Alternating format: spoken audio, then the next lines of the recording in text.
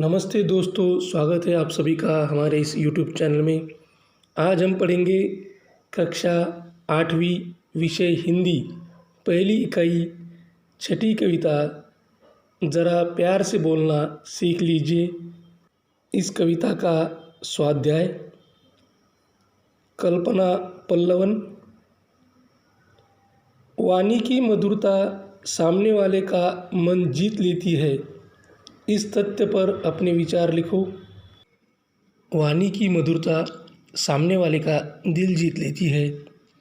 ऐसी मीठी वाणी बोलनी चाहिए कि जिससे आपका मन तो प्रसन्न हो ही, सामने वाले का मन भी प्रसन्न हो जाए। कटु वचन बोलने वाले को कोई पसंद नहीं करता, सब उससे दूर ही भागते हैं। मीठी वाणी बोलने से सदैव अपने दिल को एक सुकून मिलता है और अपनी मीठी वाणी का असर सामने वाले पर भी सकारात्मक पड़ता है। मीठे वचन बोलने से हम व्यक्ति से मनचाहा कार्य करा सकते हैं, हम सबको अपना प्रशंसक बना सकते हैं। सूचना अनुसार कृतियाँ करो। पहला, प्रवाह तालिका पूर्ण करो। अब ये प्रवाह तालिका किस विषय में है? कवि ने इन बातों को सीख लेने को कहा है और वे कई सारी बातें हैं। उनमें से कुछ है वाणी में शहद घोलना, ज़रा प्यार से बोलना, वक्त पर जुबां खोलना और रोशनी के रंग घोलना। दूसरा, उत्तर लिखो। एक, कांटे बोने वाले वह होते हैं कटु वचन। दूसरा, चुभने वाली बात बेबात। तीसरा, फटने वाले पटाखे की तरह। तीसरी कृति, चुप रहने के 4 फायदे लिखो। दरअसल चुप रहने के कई सारे फ़ायदे हैं, इनमें से हमें 4 यहाँ लिखने हैं। पहला, समय बचता है। दूसरा, किसी से झगड़े नहीं होते। तीसरा, सामने वाले की बात को ठीक से सुन सकते हैं। और चौथा, ऊर्जा की बचत होती है। चौथी कृति, कविता की अंतिम 4 पंक्तियों का अर्थ लिखो। और कविता की अंतिम 4 पंक्तियाँ हैं, बात बेबात कोई चुभने लगे तो बदल कर उसे मोड़ना सीख लीजिए। ये किसने कहा होठ सीकर के बैठो, ज़रूरत पे मुंह खोलना सीख लीजिए। इन 4 पंक्तियों का अर्थ है कि यदि आप बात करते हो और बात करते समय कोई ऐसी घटना या प्रसंग आ जाए कि किसी को और आपकी किसी बात को या आपकी बात दूसरे लोगों को चुभने लगे, उनको उन बातों का बुरा लगने लगे, तो उस बात को प्यार के साथ हमें मोड़ लेना सीख लेना होगा, ताकि वातावरण तनावपूर्ण न बन जाए, गंभीर न बन जाए। पर यह भी हमें ध्यान में रखना है कि अगर कोई अनुचित बात वहाँ हो रही हो तो हमें होठ सीकर यानी चुपचाप नहीं बैठना है, या फिर हमारे सामने कहीं अन्याय हो रहा हो तो हमें चुप नहीं बैठना है। ऐसे परिस्थिति में हमें मुंह खोलना होगा, हमें डटकर इन चीज़ों का सामना करना होगा। 5वीं कृति, कविता में आए इस अर्थ के शब्द लिखो। पहला अर्थ है मधु और शब्द है शहद। दूसरा अर्थ कड़वे, शब्द है कटु। तीसरा अर्थ है विचार, शब्द ख्याल। चौथा अर्थ है आवश्यकता और शब्द है ज़रूरत। अब हम मुड़ेंगे भाषा बिंदु की ओर। उपसर्ग या प्रत्यय अलग करके मूल शब्द लिखो। पहला शब्द है भारतीय या प्रत्यय है ईय और मूल शब्द है भारत। आस्थावान प्रत्यय है वान और मूल शब्द है आस्था। व्यक्तित्व प्रत्यय है त्व और मूल शब्द है व्यक्ति। स्नेहिल प्रत्यय है इल और मूल शब्द है स्नेह। बेबात इस शब्द में उपसर्ग है बे और मूल शब्द है बात। निरादर निरादर में उपसर्ग है नीर और मूल शब्द है आदर। प्रत्येक प्रत्येक में प्रति यह उपसर्ग है और एक यह मूल शब्द है। सुयोग सुयोग में सु उपसर्ग है और योग मूल शब्द है। उपयोजित लेखन यातायात की समस्याएं एवं उपाय विषय पर निबंध लिखो। यातायात या ट्रैफिक हमारे जीवन का वो हिस्सा है जो हमारी ज़िंदगी को और आसान बनाता है। यातायात के द्वारा आज हम लंबी दूरी भी आसानी से कम समय में तय कर लेते हैं। मानव ने हर क्षेत्र में अभूतपूर्व विकास किए हैं। यातायात भी इससे अछूता नहीं है। पहले यातायात के लिए विभिन्न जानवर जैसे ऊंट, घोड़ा, बैल, हाथी या फिर मानव निर्मित हाथगाड़ी, पानी में चलने वाले छोटे जहाज़ का इस्तेमाल होता था।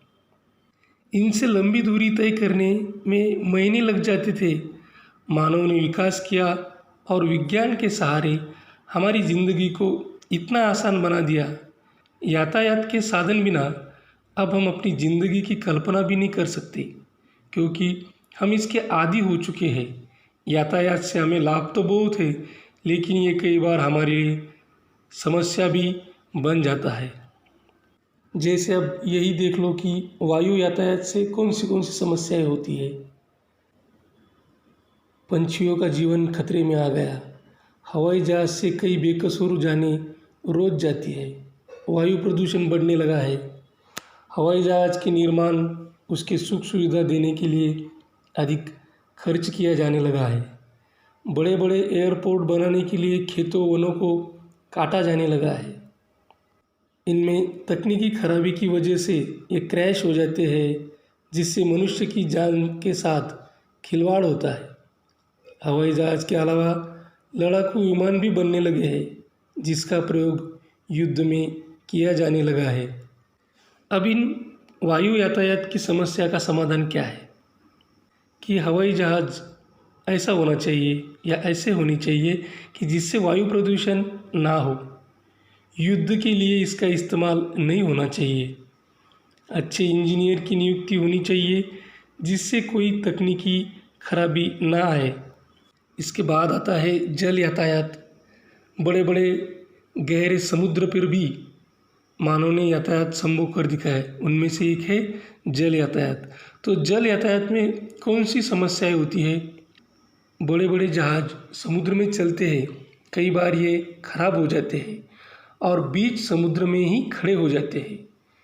इन जहाज़ में रखा तेल, गैस का स्राव समुद्र में होने लगता है, जिससे समुद्र में रहने वाले जीवों की जान पर खतरा बन जाता है।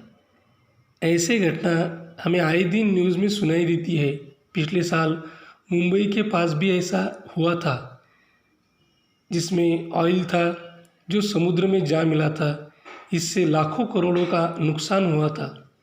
समुद्र में गंदगी होती है, जिससे प्रकृति को नुकसान होता है। समुद्र में रहने वाली कई बड़ी प्रजाति विलुप्त होते जा रही है। अब इन जल यातायात की समस्या का समाधान कैसे हो सकता है? लंबी दूरी तय करने वाले जहाज़ में तकनीकी खराबी न हो, इसका विशेष ध्यान रखना चाहिए।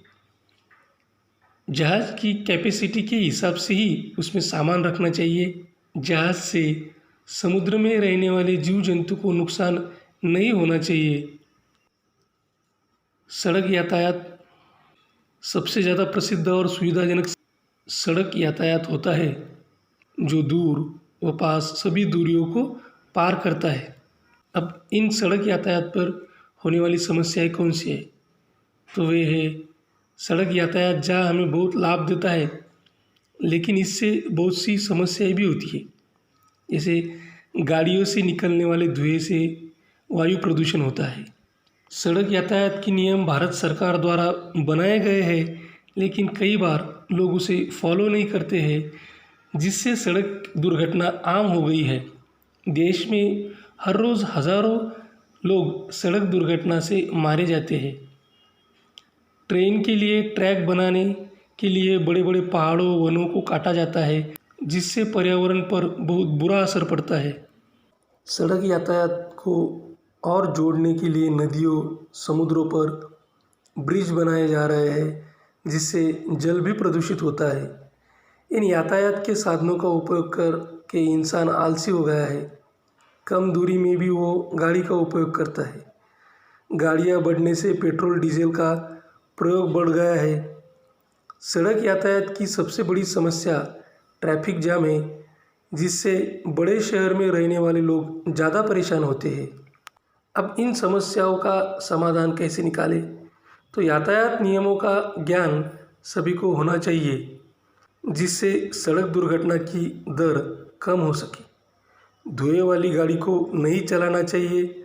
साथ ही हो सके तो कम दूरी के लिए साइकिल का प्रयोग करना चाहिए या पब्लिक ट्रांसपोर्ट का उपयोग करना चाहिए।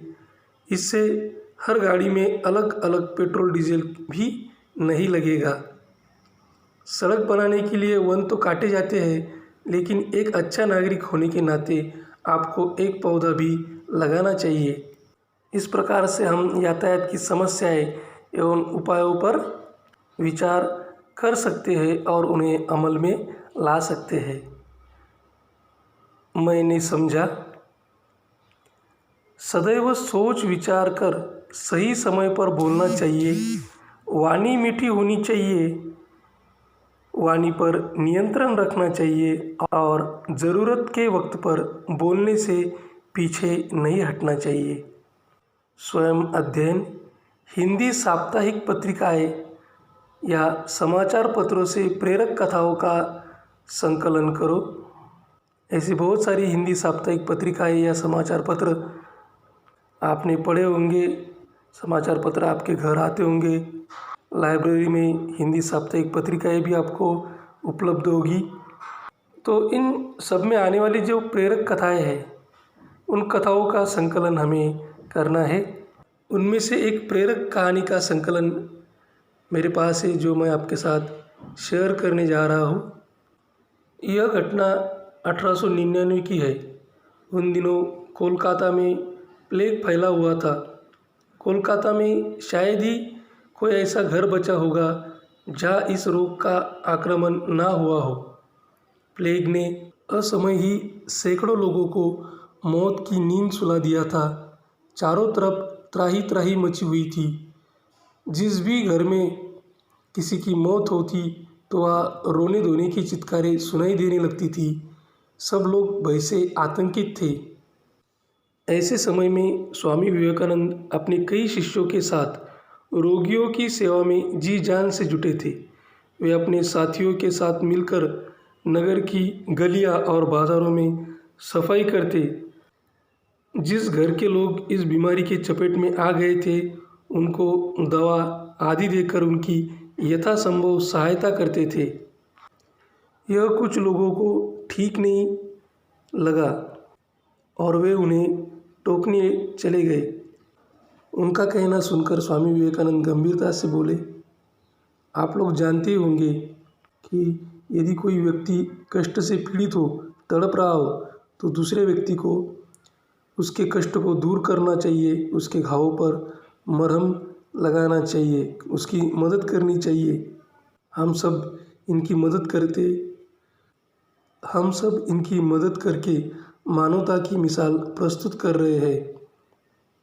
यह कहानी हमें यह सिखाती है कि हमें मानवता की सेवा करनी चाहिए। किसी दुखी व्यक्ति के दर्द को न सिर्फ देखते रहना चाहिए बल्कि उसकी मदद करनी चाहिए। यह हमारा यह स्वाध्याय पूरा हुआ। ऐसे ही हिंदी विषयों और भी विषयों की वीडियो देखने के लिए इस चैनल को सब्सक्राइब करें। हमारे सभी वीडियो आप तक जल्द से जल्द पहुंचने के लिए बेल आइकॉन बटन को क्लिक करें। यदि आपको यह वीडियो पसंद आया हो तो अपने मित्र सहेलियों में ज़्यादा से ज़्यादा शेयर करें। अगर कोई प्रतिक्रिया या सुझाव हो तो कमेंट बॉक्स में कमेंट करें। यह वीडियो अंत तक देखने के लिए धन्यवाद। Thank you. Thanks a lot.